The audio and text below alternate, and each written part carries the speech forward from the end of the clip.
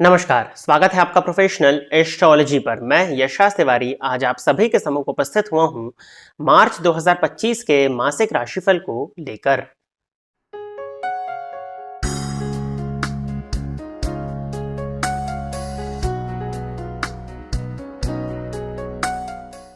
इस राशिफल के कार्यक्रम में हम चर्चा करने जा रहे हैं कि आपके लिए ये मार्च 2025 का मंथ क्या लेकर के आ रहा है, क्या लाभ और क्या हानि, आपका करियर कैसा होने वाला है, आपके लिए धन की स्थिति इस मंथ में कैसी रहने वाली है, लव एंड रिलेशनशिप के पॉइंट ऑफ व्यू से आपके लिए मंथ कैसा होने वाला है, साथ ही साथ आपका दाम्पत्य जीवन, आपका व्यापार, आपका करियर और जीवन के विभिन्न पहलुओं पर हम आज के इस कार्यक्रम में चर्चा करने जा रहे हैं। जैसा कि आप सभी दर्शक जानते हैं, जो हमारा राशिफल का कार्यक्रम होता है वो गोचर पर आधारित होता है और इस मंथ में यदि आप देखें तो केवल और केवल सूर्य ग्रह का राशि परिवर्तन होने वाला है, जो कि 14 मार्च 2025 को कुंभ राशि को छोड़ करके मीन राशि में प्रवेश करेंगे। साथ ही साथ गोचरीय घटना के रूप में यदि आप देखते हैं तो 2 मार्च 2025 से 13 अप्रैल 2025 तक शुक्र वक्री होने जा रहे हैं और 15 मार्च 2025 से 7 अप्रैल 2025 तक बुध भी वक्री होने जा रहे हैं। तो बुध और शुक्र का वक्रत्व काल हमको मार्च के मंथ में देखने में मिलेगा, जिसके भी प्रभाव प्रत्येक जनमानस पर देखने में आएंगे, जिनको हम बारी बारी करके आज के इस राशिफल के कार्यक्रम में चर्चा करने वाले हैं। जैसा कि मैंने बताया कि जो राशिफल का कार्यक्रम होता है वो गोचर पर आधारित होता है और गोचर मौसम की तरह होता है। ये डिपेंड करता है आपकी जन्म कुंडली की प्लैनेटरी पोजीशन पर। यदि आप अपनी जन्म कुंडली का विश्लेषण पूर्ण रूप से मेरे द्वारा कराना चाहते हैं पर्सनल अपॉइंटमेंट लेकर के, तो इस वीडियो में जो नंबर दिखाई दे रहे हैं आपको, उन नंबर पर आप व्हाट्सएप के माध्यम से संपर्क करके अपनी जन्म कुंडली विश्लेषण का स्लॉट बुक कर सकते हैं। यदि आप इस कार्यक्रम को देखते हैं और इस कार्यक्रम के माध्यम से आपका कुछ भी लाभ होता है तो आप इस वीडियो को लाइक करें, साथ ही साथ इस चैनल को सब्सक्राइब करें ताकि इन फ्यूचर जो भी कंटेंट मेरे द्वारा इस चैनल पर अपलोड किया जाता है उसका नोटिफिकेशन आपको मिलता रहे।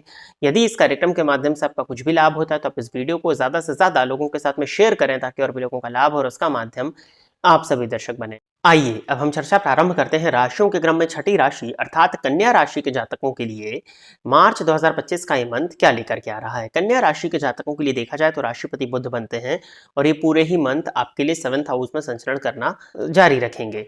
अब बुध 7th हाउस में नीच राशि में बैठे हुए हैं और ये 15 मार्च के बाद में वक्री हो जाएंगे। तो जब ये वक्री हो जाएंगे तो मंथ का जो सेकंड हाफ होगा वो आपके लिए बुध उच्च के समान फल देंगे सप्तम स्थान में ही बैठ करके, और मंथ का जो फर्स्ट हाफ होगा उसमें वो नीच के समान फल देंगे सप्तम स्थान में बैठ करके। राशिश का और कर्मेश का जाकर के सप्तम स्थान में बैठना वैसे तो कुछ मामलों में ठीक है, क्योंकि बुध की दृष्टि आपकी लग्न पर पड़ेगी तो जो कि आपके व्यक्तित्व में कुछ हद तक निखार को उत्पन्न करेगी, परंतु 7th हाउस में बुध का होना कोई बहुत ज्यादा अच्छा माना नहीं जाता है, स्पेशली जब वो नीच राशि में संचरण करें, क्योंकि ये यहाँ राहु के साथ में बैठ करके ऑलरेडी एक दुर्योग लगा रहे हैं। ये आपकी मैरिड लाइफ के पॉइंट ऑफ व्यू से अच्छा नहीं है और संभावना इस बात की भी बनती है कि यदि आप कहीं दूसरी जगह इन्वॉल्व थे, आप एक्स्ट्रा मैरिटल रिलेशनशिप में हैं और यदि आप किसी तरह के लंबे लव रिलेशनशिप में हैं और अगर आप अपने पार्टनर को चीट कर रहे हैं तो इस मंथ में आपको परेशानियां देखने में मिलेंगी। दाम्पत्य जीवन के पॉइंट ऑफ व्यू से कन्या राशि के जातकों के लिए मंथ अच्छा होता हुआ नहीं दिखाई दे रहा है, स्पेशली यदि आप अपने पार्टनर को, अपने लव्ड वंस को चीट कर रहे हैं तो ये मंथ आपकी लाइफ में काफी ज्यादा उथल पुथल को लेकर के आने वाला है। व्यापारिक पॉइंट ऑफ व्यू से मंथ आपके लिए तो अच्छा मैं देखता हूं, स्पेशली यदि आप इंडिपेंडेंट बिजनेस करते हैं। यदि आप इंडिपेंडेंट बिजनेस कर रहे हैं तो ये मंथ आपके लिए फेवरेबल होगा और इंडिपेंडेंट बिजनेस करने वालों के लिए इस मंथ में नए मौके आपको देखने में मिलने वाले हैं।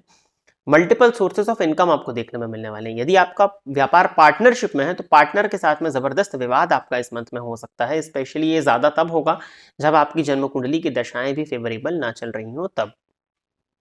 तो बुध के लिए तो आपको कुछ उपाय ही करने होंगे। बाकी करियर के पॉइंट ऑफ व्यू से देखा जाए तो बॉस के साथ में, सीनियर अथॉरिटीज के साथ में, कलीग्स के साथ में आपके रिलेशंस बिगड़ सकते हैं। आपको अपनी वाणी पर नियंत्रण लगाना होगा, अपने स्वभाव पर थोड़ा सा नियंत्रण रखना होगा और जरूरत से ज्यादा आत्मविश्वास में आना, अति आत्मविश्वास में आकर के गलत निर्णयों को लेने से आपको इस मंथ में बचना चाहिए। शुक्र की उपस्थिति सप्तम स्थान में है। शुक्र उच्च राशि में राहु के साथ में है जो कि आपके भाग्येश होते हैं, तो कहीं ना कहीं आपको आपके भाग्य का साथ देखने में मिल रहा है। बट ये शुक्र नीच के समान फल देना प्रारंभ कर देंगे 2 मार्च के बाद में, क्योंकि ये वक्री हो जाएंगे उच्च राशि में।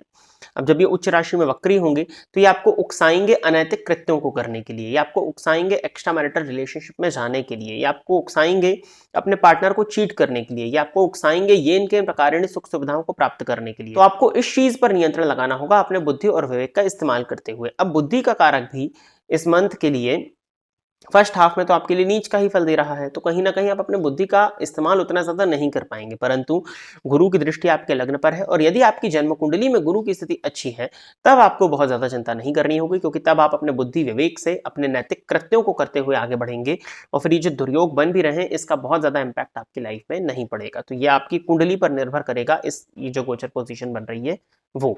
बस आपके लिए सलाह यही है कि किसी भी तरह के अनैतिक कृत्यों में जुड़ने से आप बचें, और अपने बुद्धि विवेक का इस्तेमाल करते हुए इस मंथ के फर्स्ट हाफ को स्पेशली आप निकाल लें।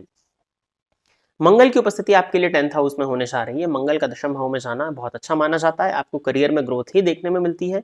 बट वो ग्रोथ जो है वो आपको मिलेगी अवश्य, मैं ये नहीं कहता हूं कि नहीं मिलेगी, बट उसमें बहुत से लोगों को बुरा लगे, या फिर आपके साथ में षड्यंत्र या राजनीति की स्थिति बन जाए, इस बात की पॉसिबिलिटीज इस मंथ में स्पेशली बन रही है। क्रोध पर नियंत्रण रखने का ही प्रयत्न आपको इस मंथ में करना चाहिए। सूर्य 14 मार्च तक 6th हाउस में है। हड्डी में, जोड़ों में, कमर में दर्द की शिकायत हो सकती है। वाहन इत्यादि यदि चलाते हैं और एक्सीडेंट होता है तो कमर में चोट लगना, फ्रैक्चर होने की स्थितियां आपके लिए बन रही हैं।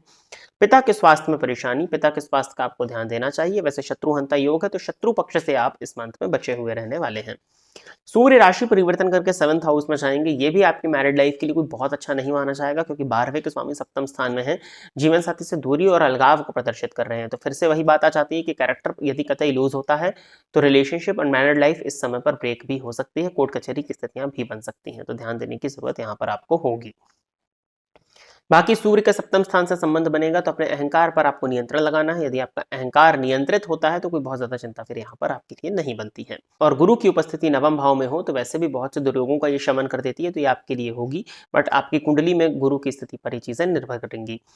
लव लाइफ के पॉइंट ऑफ व्यू से भी गलत फहमी उत्पन्न हो सकती है। वाणी की कड़वाहट, क्रोध और एक्स्ट्रा रिलेशनशिप की वजह से लव लाइफ में भी ब्रेकअप होता हुआ दिखाई दे रहा है, लेकिन यदि आपके कृत्य नैतिक हैं तो गुरु की दृष्टि आपके लव रिलेशनशिप को बचा लेगी। संतान को लेकर कुछ हद तक चिंता हो सकती है, बट गुरु की दृष्टि संतान स्थान पर है, तो कोई बहुत बड़ी टेंशन या बहुत बड़ी चिंता की बात नहीं दिखती आपके लिए। धन धान्य के पॉइंट ऑफ व्यू से भी समय आपके लिए अच्छा होने वाला है। धन का आगमन तो आपके लिए होगा, तो कोई बहुत ज्यादा चिंता यहाँ पर नहीं है। धन का व्यय अधिक मात्रा में इस मंथ में आप महसूस कर सकते हैं, और अपने अहंकार को पोषित करने के लिए भी आप बड़े धन का व्यय कर सकते हैं, तो आपको अपने व्यय पर भी नियंत्रण लगाने का प्रयत्न इस मंथ में करना होगा। कॉम्पिटिटिव एग्जाम यदि आपने दिया हुआ है और एक पॉजिटिव रिजल्ट का वेट कर रहे हैं तो 14 मार्च तक समय आपके लिए फेवर में है। आपको कुछ गुड न्यूज इस मंथ के फर्स्ट हाफ में देखने में मिल सकती है। और विद्यार्थियों के लिए भी ये समय अच्छा होने वाला है, स्पेशली वो विद्यार्थी जो टेक्निकल की फील्ड से जुड़े हुए थे उनके लिए मंथ काफी फेवरेबल होता हुआ मैं देख रहा हूं। और यात्रा यदि आप करते हैं तो यात्रा में आपको तनिक सावधानी रखने की आवश्यकता इस मंथ में होगी। उपाय के तौर पर संकट नाशन गणपति स्तोत्र का नित्य एक बार पाठ किया करिए। बुधवार के दिन गणेश अथर्वशीर्ष का पाठ करिए, और गुरुवार के दिन किसी भी मंदिर में जाकर के दर्शन करना और मंदिर की साफ सफाई करना आपके लिए इस मंथ में अच्छा होगा। और 14 मार्च के बाद में आपको सूर्य भगवान को जल देना भी प्रारंभ कर देना चाहिए। तो प्रिय दर्शकों, ये था कन्या राशि के जातकों के लिए मार्च 2025 का राशिफल। आशा करता हूं कि कन्या राशि के जातक मेरे द्वारा बताए गए इस राशिफल के कार्यक्रम से संतुष्ट होंगे।